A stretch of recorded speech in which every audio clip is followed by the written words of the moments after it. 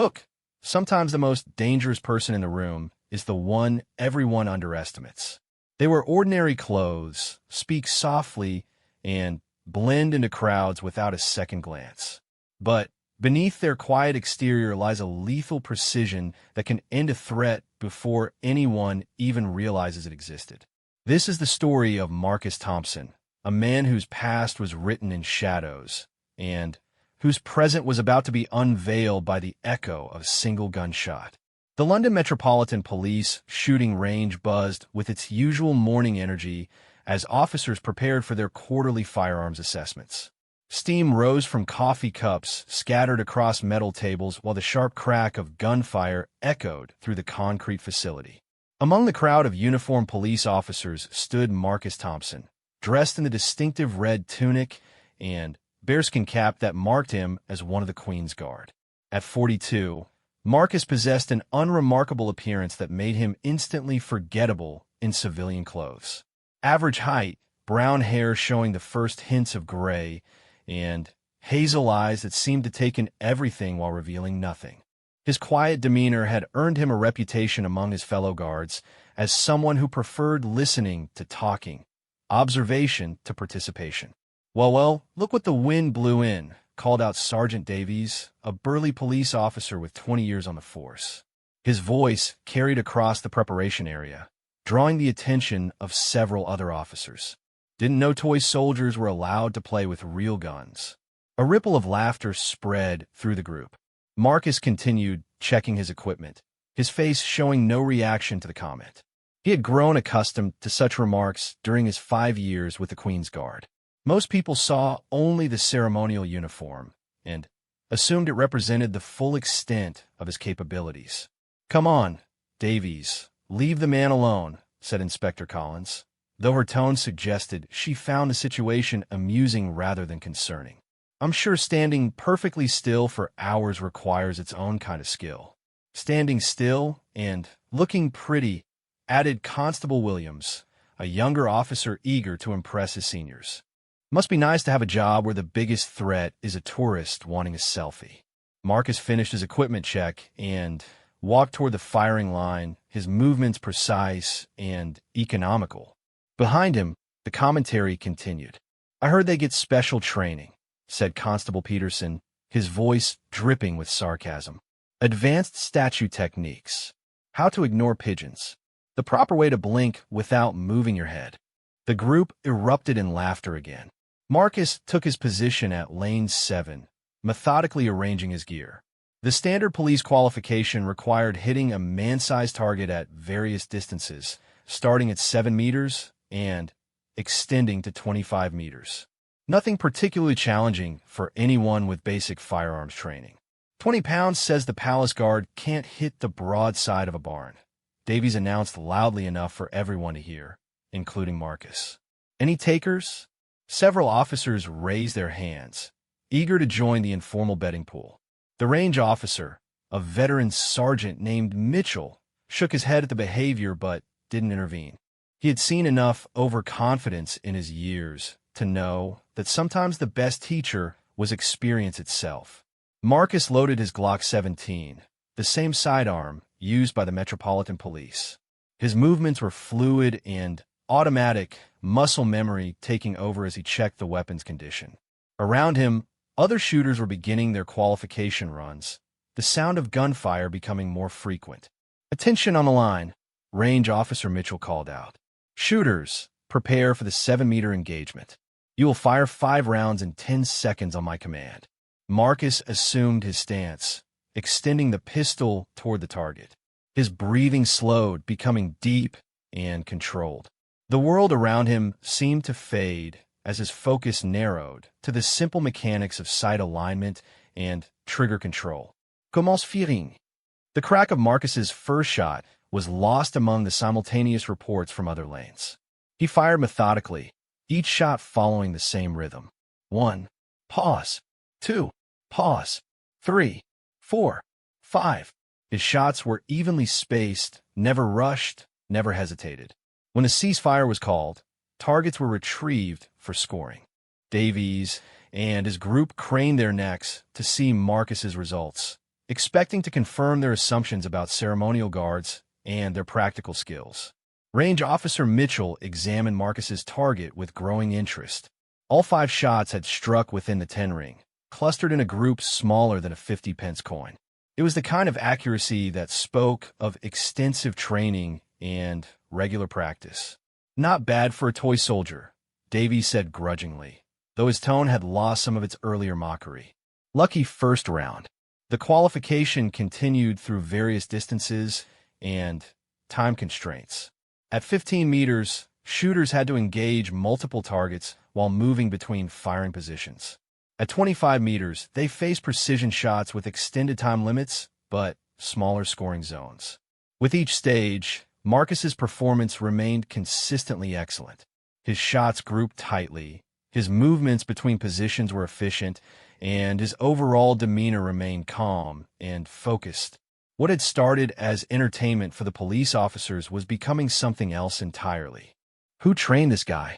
Inspector Collins asked Mitchell during a break in the proceedings. She was studying Marcus's scorecard with obvious surprise. I don't know, Mitchell replied, but whoever it was knew their business. Look at this consistency. Every group is sub 2 inches at 25 meters. That's instructor-level shooting. Davies was becoming increasingly agitated as his certainty about Marcus's incompetence crumbled with each perfect target. There's got to be an explanation, he muttered to Williams. Maybe he's been practicing specifically for this test. Or maybe, Williams suggested quietly, we don't know as much about the Queen's Guard as we think we do.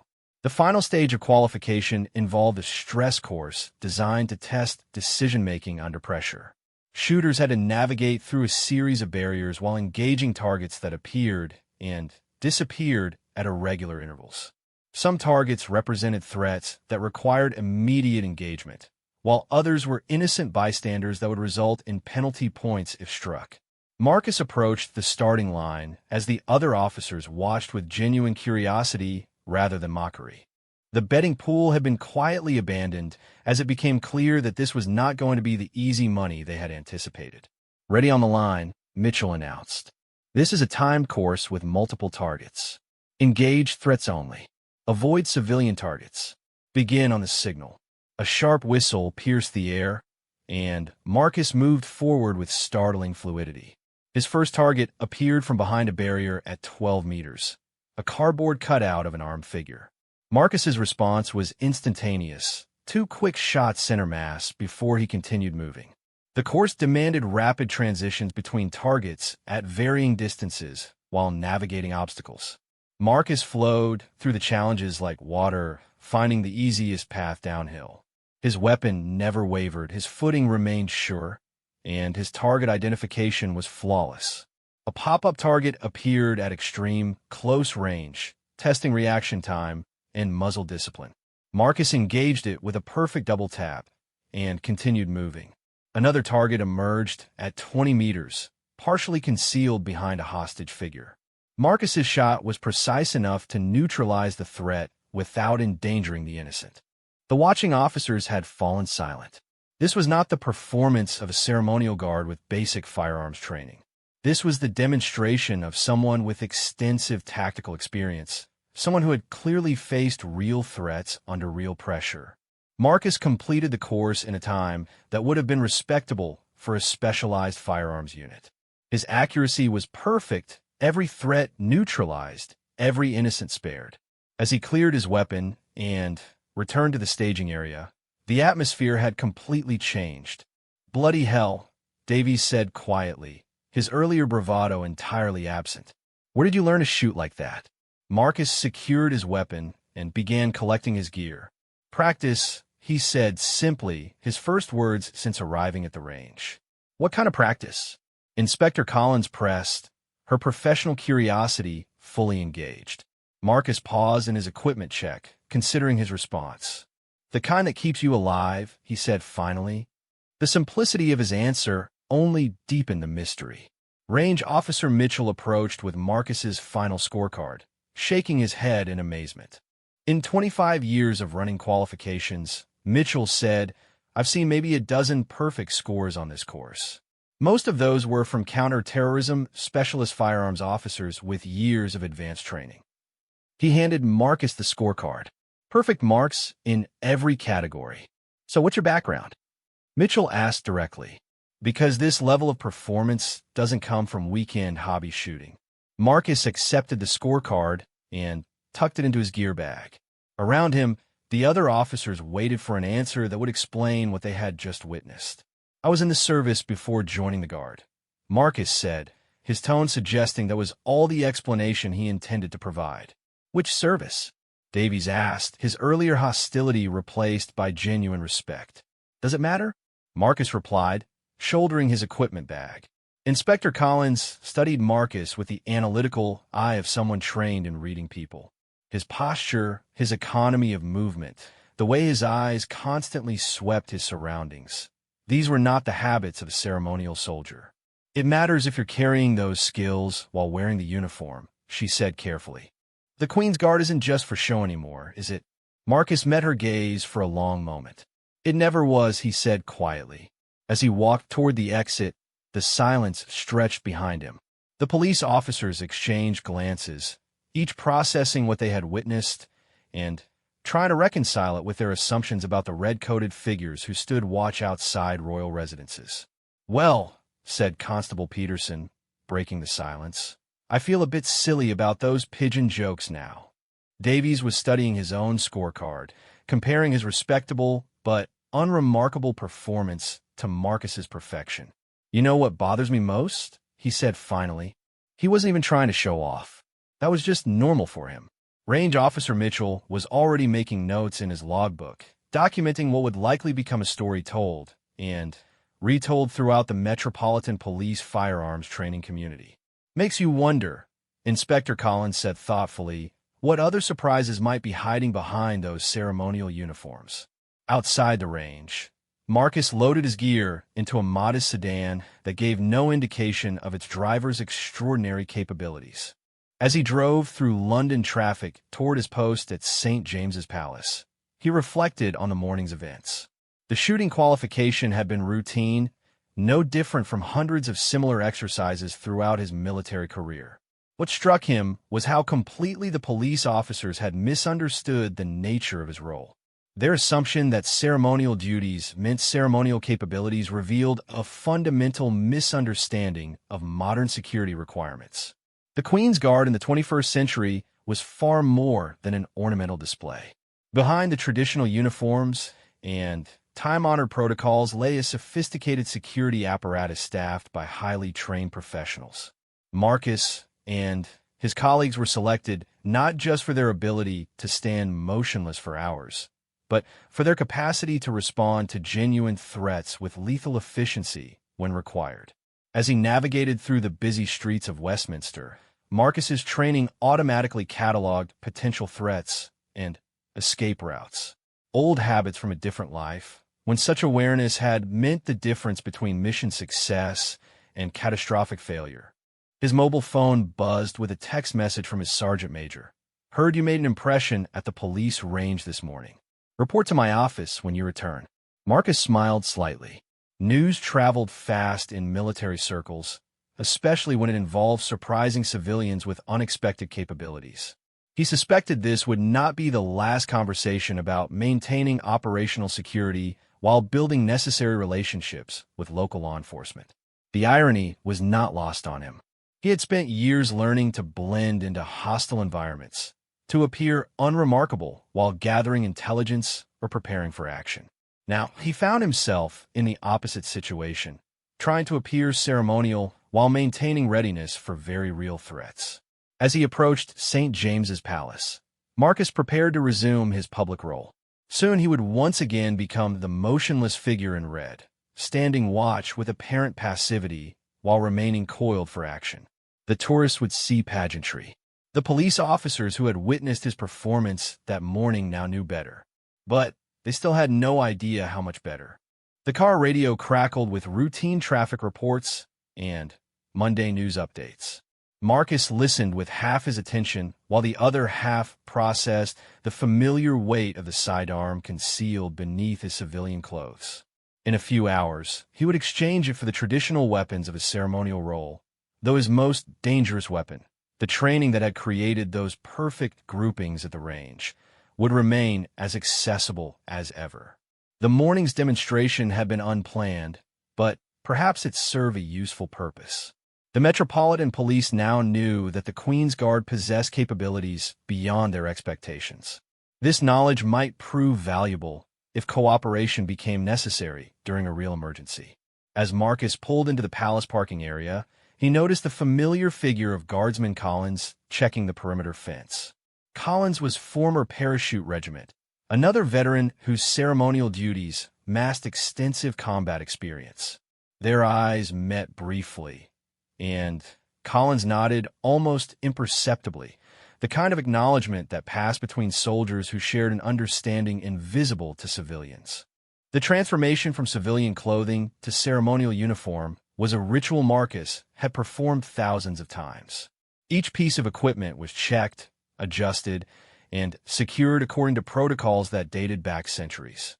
Yet beneath the historical pageantry, modern realities intruded in subtle ways.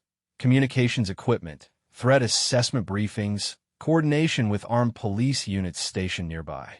As Marcus took his position for the afternoon watch, tourists began gathering for photographs and the changing of the guard ceremony. Children pointed excitedly at his tall bearskin cap, while adults debated whether the guards were allowed to move or speak. None of them suspected that the motionless figure before them could place 5 rounds through a target the size of a playing card at 25 meters. Standing at attention, Marcus allowed his mind to process the morning's events while his eyes remained fixed forward. The police officer's assumptions about ceremonial troops reflected a broader public misunderstanding of how modern security operated. Threats in the contemporary world rarely announced themselves with obvious displays of force.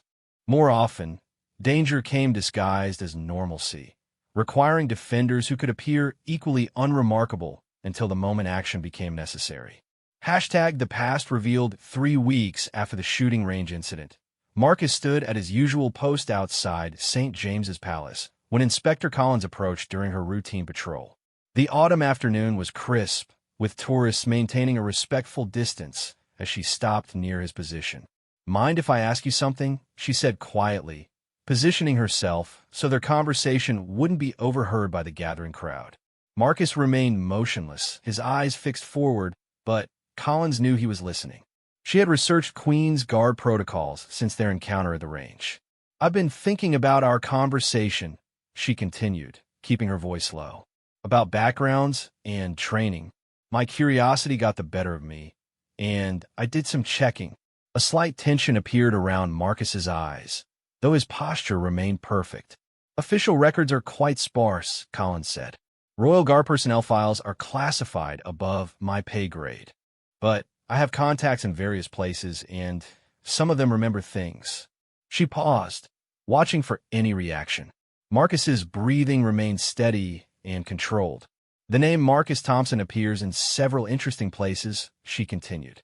"Northern Ireland deployments in the early 2000s, Afghanistan in 2006 and 2009. Some mentions that required security clearances I don't have."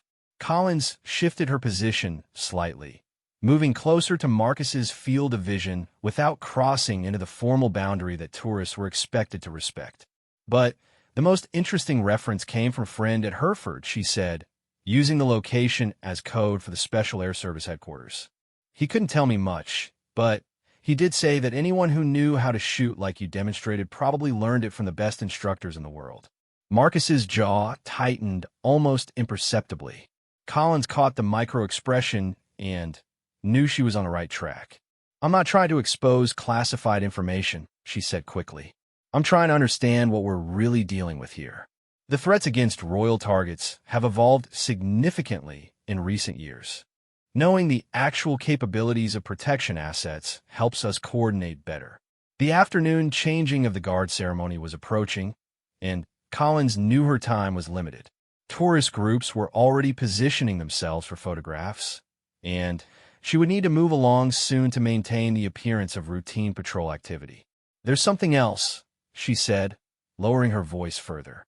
We've received intelligence about potential surveillance of royal locations. Foreign nationals taking unusual interest in guard positions, timing protocols, shift changes.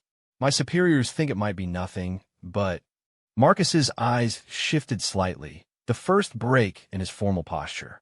Collins noticed immediately. "You've seen them too?" she said, not really asking a question. "3 individuals," Marcus said quietly, his voice barely audible. "Different nationalities. Pattern recognition suggests coordinated surveillance over the past 2 weeks." Collins felt a chill that had nothing to do with the autumn air. If Marcus had identified surveillance patterns that her colleagues were still treating as speculation, it confirmed her growing suspicion about his background. "We should coordinate," she said. "Share information. My unit has photographic intelligence from CCTV analysis. Protocol requires clearance from my chain of command," Marcus replied, still maintaining his ceremonial stance. "Then, get it," Collins said urgently. "Because if what I suspect about your background is true, your assessment of these threats carries a lot more weight than my colleagues realize." The ceremony preparations were beginning around them. Other guards were taking their positions, tourists were gathering in designated areas, and the normal rhythm of the changing of the guard was asserting itself. "Inspector," Marcus said as Collins prepared to move along, the tall man with the camera near the main gate. "3rd day running, same position, same equipment. Professional surveillance, not tourist photography." Collins followed his directions subtly, spotting a well-dressed man with an expensive camera who appeared to be photographing the palace facade. To casual observation, he looked like any other tourist capturing memories of London. "What makes you think surveillance?" she asked. "Lens focal length wrong for architectural photography at that distance," Marcus said. "Body position optimized for documenting guard positions, and timing, not palace features. Equipment selection suggests technical intelligence, gathering rather than casual photography." Collins studied the man more carefully, noting details she had missed during her initial assessment. Marcus was right. The photographer's behavior suggested professional surveillance rather than tourist activity. "How long have you been watching him?" she asked. "Since he first appeared," Marcus replied. Behavioral analysis indicates military or intelligence training, possibly Eastern European based on equipment preferences and positioning choices. The depth of Marcus's observational skills sent another chill through Collins. This level of threat assessment required extensive training in human intelligence and surveillance detection, skills far beyond anything taught to conventional security personnel. "I need to brief my supervisors," she said. "Will you be available for consultation?" "Through proper channels," Marcus confirmed. As Collins moved along her patrol route, her mind was racing. The implications of Marcus's observations extended far beyond simple security concerns. If foreign intelligence services were conducting surveillance of royal protection assets, and if those assets included individuals with special forces backgrounds, the situation was potentially much more serious than anyone realized. Her radio crackled with routine communications as she walked, but Collins was barely listening. She was mentally composing the report she would need to write, trying to balance the need for accurate threat assessment with the requirement to protect classified information about Marcus's background. The changing of the guard ceremony proceeded with its usual precision, but Collins now watched with different eyes. What she had previously seen as elaborate pageantry, she now understood as a security protocol performed by highly trained professionals who were constantly assessing threats while maintaining public accessibility. Back at her station that evening, Collins reviewed CCTV footage from the past week with new perspective. The patterns Marcus had identified became obvious once she knew what to look for. The surveillance was sophisticated and patient, exactly the kind of long-term intelligence gathering that preceded serious operational planning. Her supervisor, Chief Inspector Morrison, listened to her briefing with growing concern. Morrison was a career police officer with experience in counterterrorism operations, and he recognized the implications immediately. "You're saying we have professional surveillance teams watching the Queen's Guard, and the Queen's Guard includes former Special Forces personnel?" Morrison summarized. "That's what the evidence suggests," Collins confirmed. The question is whether this represents routine intelligence, gathering, or preparation for something more active. Morrison leaned back in his chair, processing the information. And your assessment of this Guardsman Thompson's credibility? Based on his demonstrated capabilities and observational skills, I'd say his threat assessments are worth taking very seriously, Collins replied. All right, Morrison said after a long pause. I'll contact the Royal Protection Unit and request a coordination meeting. This is getting above our normal operational level. 2 days later, Collins found herself in a secure briefing room at New Scotland Yard, facing a collection of officials she rarely encountered in normal police work. Representatives from the Royal Protection Unit, counterterrorism specialists, and intelligence services filled the room. Marcus sat at the far end of the table in civilian clothes, looking remarkably ordinary compared to the uniformed officials around him. Only Collins knew the deadly capabilities hidden beneath his unremarkable appearance. Guardsman Thompson has provided detailed observations of suspected surveillance activities, announced Commander Harrison from the Royal Protection Unit. His assessment suggests coordinated intelligence gathering by foreign nationals over an extended period. A representative from MI5, introduced only as Sarah, took over the briefing. We've correlated these observations with other intelligence indicators and believe we may be looking at preparation for a potential kidnapping or assassination attempt. The room's atmosphere became notably more tense.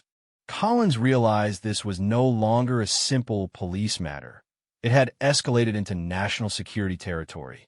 Guardsman Thompson's background makes him uniquely qualified to assess these threats, Sarah continued. His service record includes extensive experience in hostile surveillance detection and counterintelligence operations.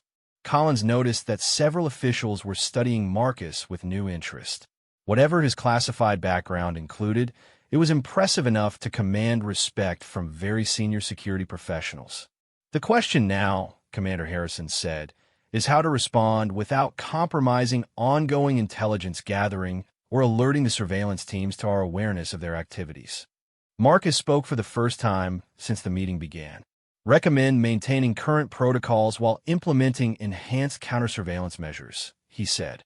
The targets appear to be focused on routine timing and positioning data, subtle variations in guard rotations, and posting assignments would disrupt their intelligence gathering without indicating detection.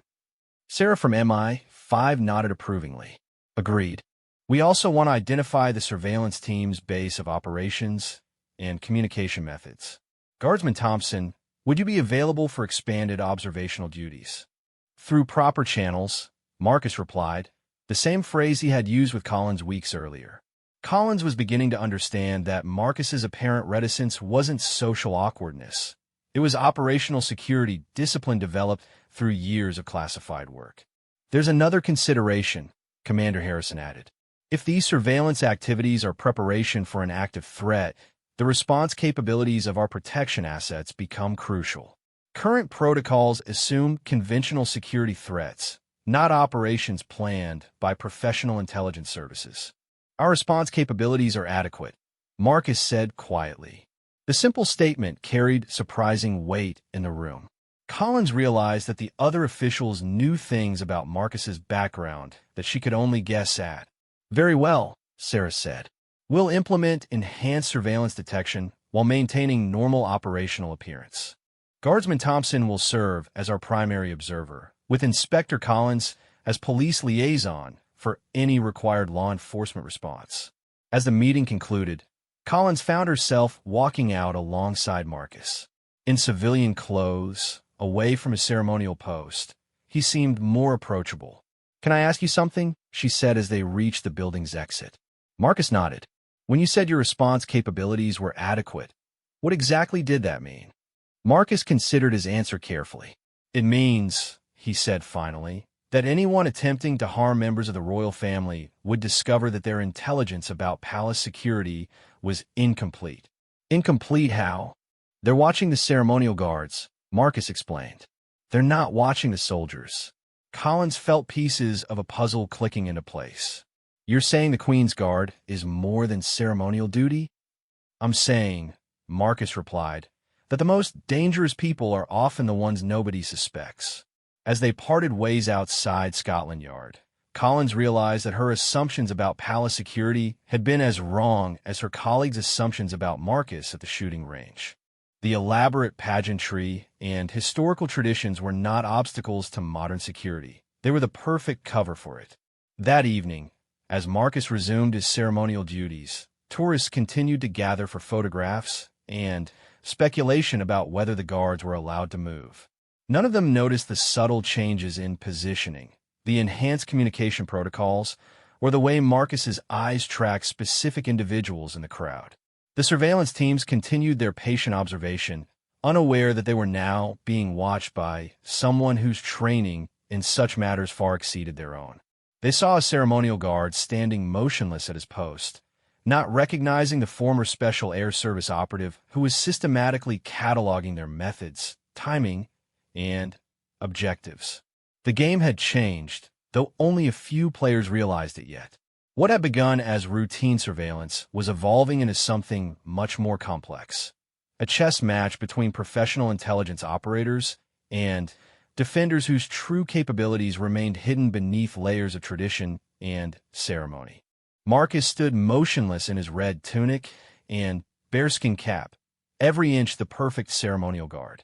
Tourists pointed and photographed. Children asked their parents why he wouldn't smile, and the surveillance teams continued their patient documentation of guard routines and timing. But beneath the ceremonial surface, Marcus was fighting a very different kind of war. One where the enemy's greatest weakness was their complete misunderstanding of what they were really facing. The afternoon air carried the sounds of London traffic and tourist conversations, but Marcus's attention was focused on subtler signals. The pattern of footsteps as potential threats moved through his area of responsibility. The reflection of telephoto lenses in windows across the street. The timing of vehicle movements that might indicate surveillance coordination. His radio earpiece crackled softly with updates from other guard positions, communications that sounded like routine security checks, but were actually intelligence reports from other veterans who shared his background. The Queen's Guard had evolved far beyond its original ceremonial function, but that evolution remained invisible to those who saw only the historical uniforms and ancient protocols. As the day wore on, Marcus continued his patient observation of the surveillance teams while maintaining the perfect illusion of ceremonial duty. The tourists saw pageantry. The surveillance teams saw routine security. Only Marcus and his fellow veterans understood that they were witnessing something else entirely, the calm before a storm that was already gathering strength. The storm breaks. The crisis began at 2:47 p.m. on a Tuesday afternoon when Marcus noticed the absence. The tall surveillance operative with the professional camera equipment had maintained his routine for 12 consecutive days, appearing at precisely the same time and position. His failure to appear triggered every instinct Marcus had developed during years of high-stakes operations. Standing at his ceremonial post, Marcus activated his concealed communication device with a subtle hand movement that appeared to be adjusting his uniform. Control, this is Post 7. Pattern break on Target Alpha. Repeat, Target Alpha is off schedule. The response came immediately through his nearly invisible earpiece. Post 7. Confirmed. All stations report status. Within minutes, a network of observations flowed through the communication system. The other surveillance operatives had also broken their established patterns. The coordination suggested operational transition from intelligence gathering to active preparation. Marcus's training told him they had perhaps hours before whatever the surveillance teams had been planning moved into its execution phase. His mind automatically shifted into tactical mode, processing threats and response options while maintaining the perfect stillness expected of a ceremonial guard. Inspector Collins appeared at the edge of his vision, approaching with the casual pace of routine patrol. But Marcus noted the tension in her posture and the way her hand rested near a radio. She had received the same intelligence updates. Situation assessment? She asked quietly as she paused near his position. Target packages have gone dark, Marcus replied without moving his lips a skill learned during covert operations where communication had to remain invisible. Probability of imminent action is high. Collins felt her pulse quicken. In the 3 weeks since the coordination meetings began, she had come to trust Marcus's assessments completely. His threat predictions had proven accurate in every case, and his understanding of hostile surveillance patterns exceeded that of her own counterterrorism specialists. Armed response units are staging nearby, she informed him. Counterterrorism teams are mobilizing. What's your assessment of likely attack vectors? Marcus's eyes remained fixed forward, but his peripheral vision encompassed the entire area around his post. Years of Special Forces training had taught him to process multiple threat channels simultaneously while appearing completely focused on a single task. Primary target remains mobile royal assets, he said. Surveillance patterns indicated interest in movement timing between residences. Secondary concern is diversionary attack against fixed positions to draw resources away from primary target.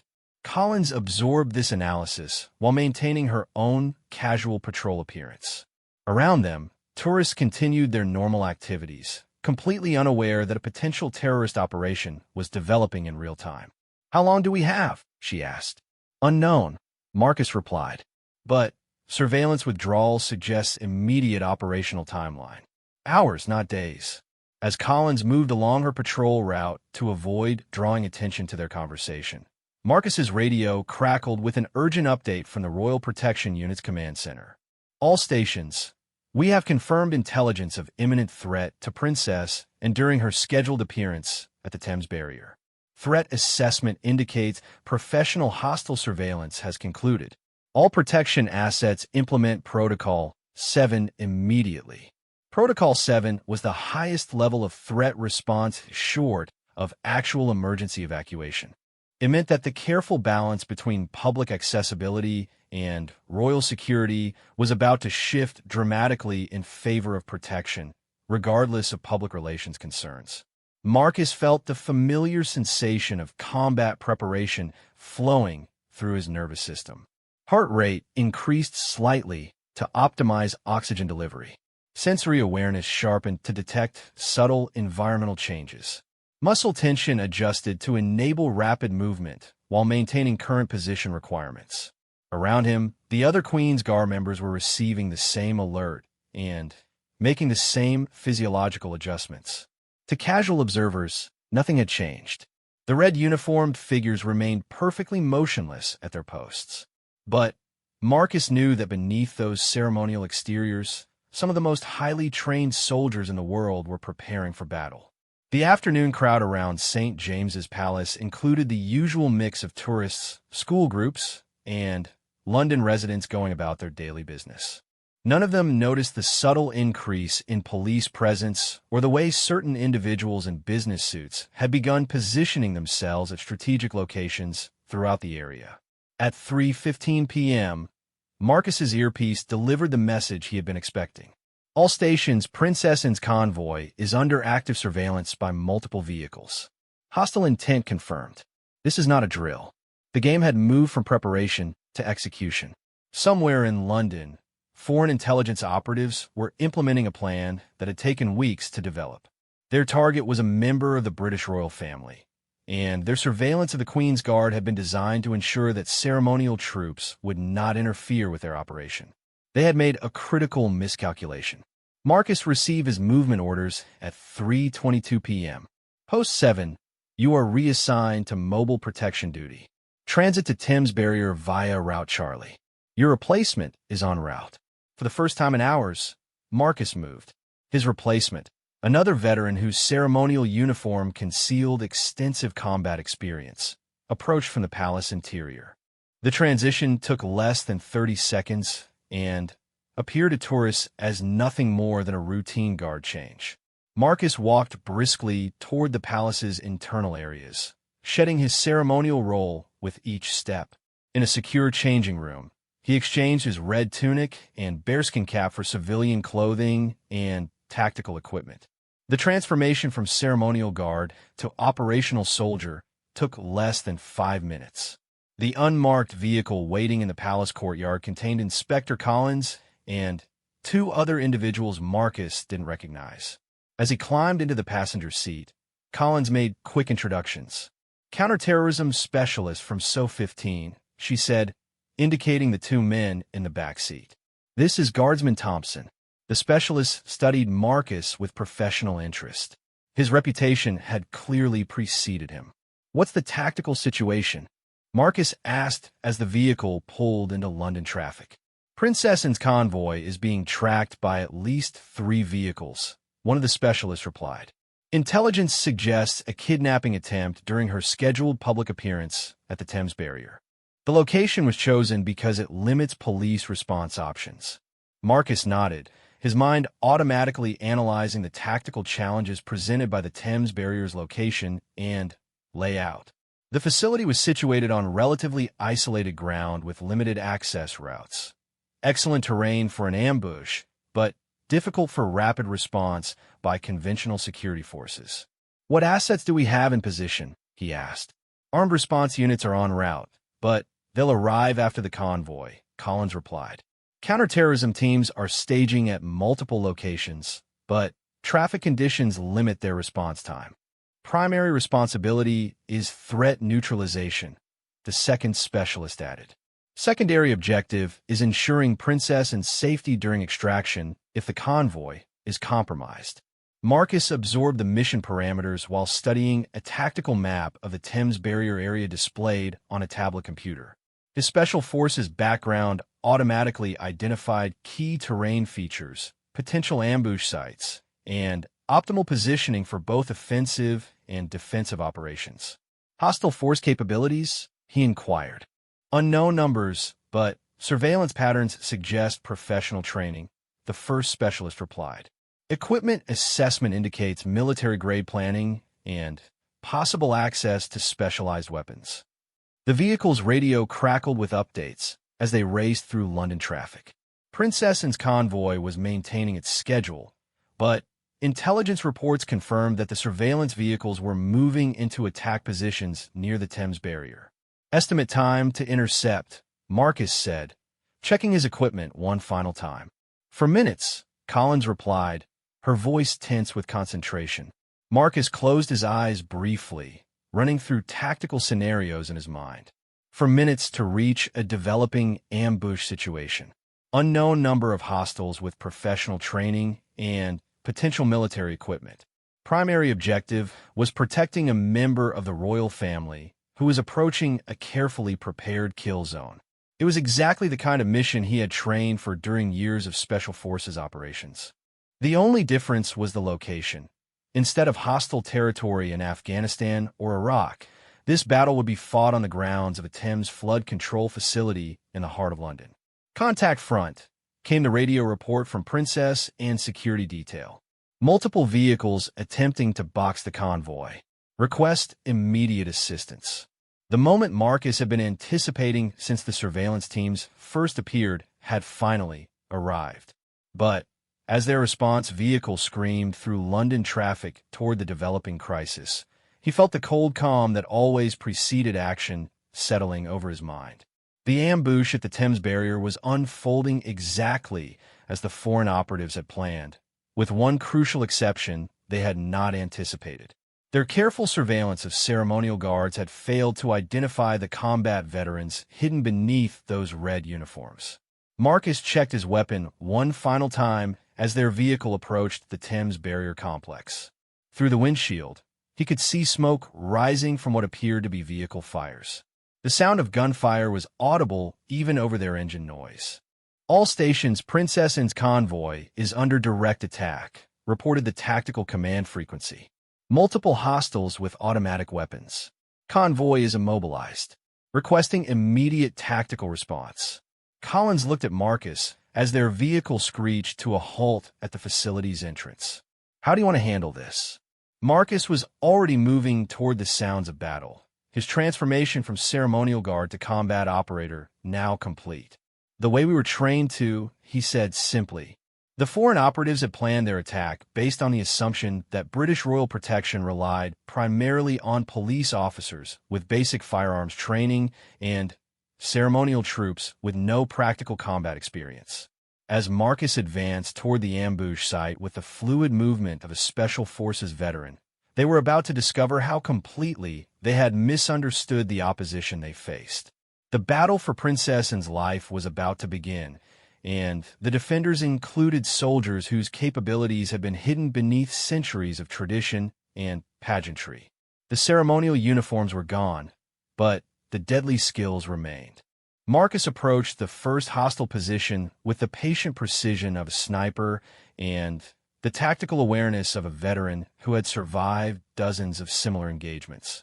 The foreign operatives had chosen their battlefield well, but they had failed to account for the caliber of the opposition now moving against them. The quiet man who had been mocked at the shooting range was about to demonstrate why ceremonial duties were entrusted only to soldiers whose combat credentials were beyond question. The tourists who had photographed him standing motionless in his red tunic would never have recognized a lethal professional now advancing through the smoke and chaos of a terrorist ambush.